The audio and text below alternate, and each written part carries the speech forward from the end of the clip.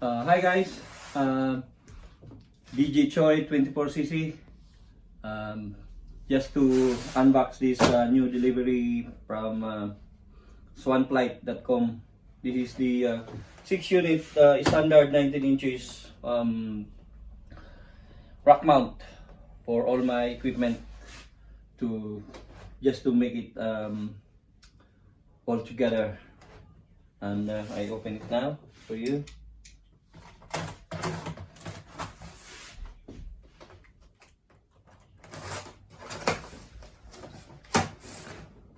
Let's have a look inside.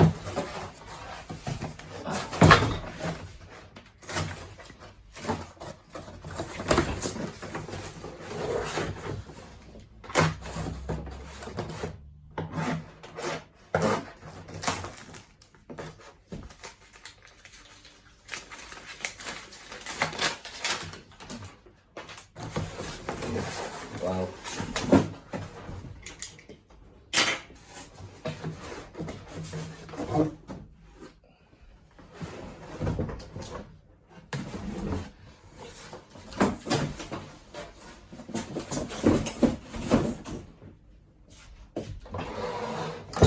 Open it now. Let's see what is inside.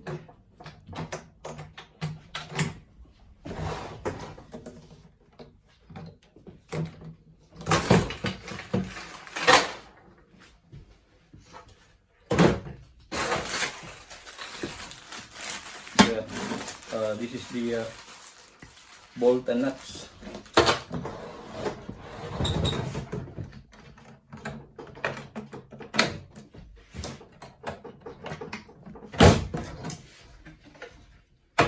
Okay, lovely. It's good. This is through intro. The purpose of this is to mount my mic receiver, two of them, the X Shure GLXD Advance. Then another drawer for compartment, just two unit. See, like this. This is for my microphone transmitter, and also I got this Phonex power conditioner and light module. I believe that this is I could use this for minimizing the noise of my sound. It has a 10 output at the back, and this is the power on and off. Yeah. So another one here. This is for this is 1 unit cover, but there is an XLR already connected, DIY, and this is for antenna extension, 4 of them, and 2 male XLR to connect at the back of the receiver. Okay, I think I'm ready to mount it now. I'll be back in a minute after I done my job. So okay, that's it.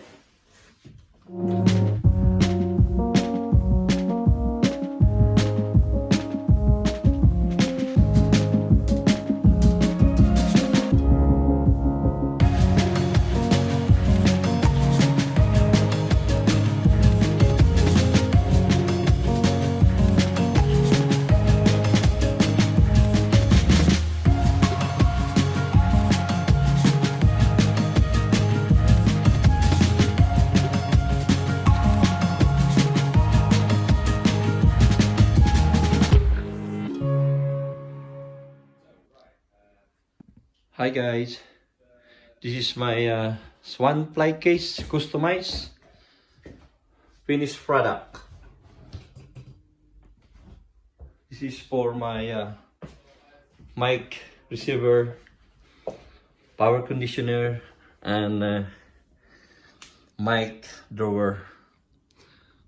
The first on top is my twin mic receiver, and all the antennas and XLR are extended here outside. This is the XLR male, both of them two, and then for antennas. Then the second one is the Phonex power conditioner. It has 10 outlet, IEC C14. You see there?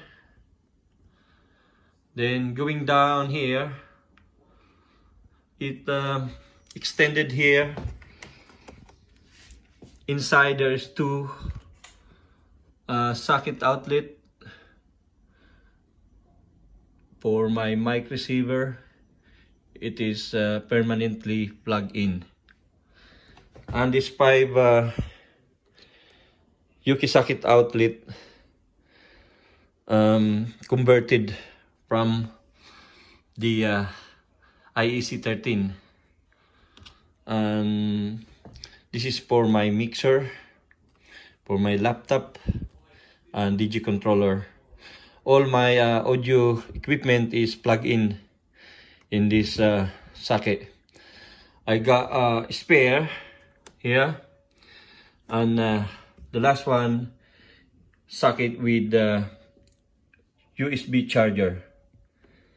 This poor socket has a light indicator. If I press it on, yeah, there's a light indicator, so that it's easy to monitor if the power is running.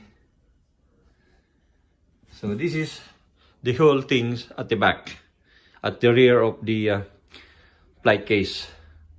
The antennas are detachable, 4 of them. And this is the only main power cord to the socket.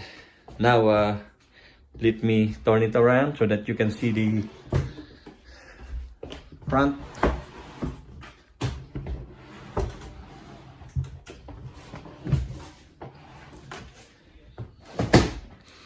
Yes, you see them. These two is my mic receiver, the X Shure GLXD, and there's color coding yellow and blue. The second is the Phonex power conditioner, and there's a light module as well. You can see that there's a light. When I press it on, it's off. When I pull it out, it's on. It's nice. And the third one is the mic compartment. I really like this because it's safety to use and easy to get all my mic's accessories.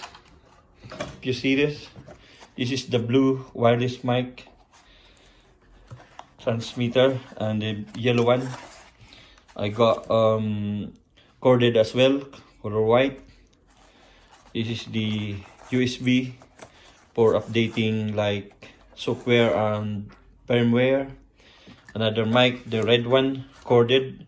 This is Behringer, the key, and the 3 rechargeable battery for my wireless microphone. Now I'm happy and really surprised this kind of flight case. I customize it for my own good. I put it in 3-in-1. So thank you for watching, and I'm recommending this flight case. This is very like hard or very heavy duty. Not very big, but it is very nice. This is 2 handle, left and right. Yeah. And this is the cover.